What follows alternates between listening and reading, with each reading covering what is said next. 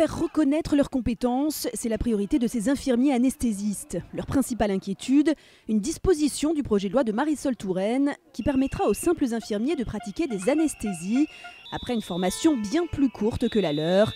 Ils dénoncent un danger pour les patients. Il y aurait ce nouvel échelon qui s'intercalerait entre ces bac plus 3 infirmiers et ces bac plus 8 médecins.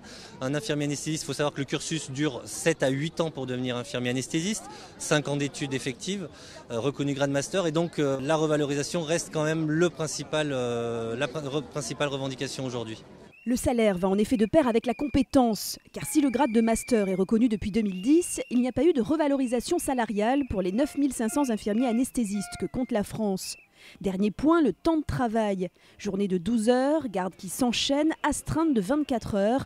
Le planning d'un infirmier anesthésiste est la plupart du temps hors la loi. Il faut savoir que dans l'esprit des gens, un fonctionnaire c'est 35 heures.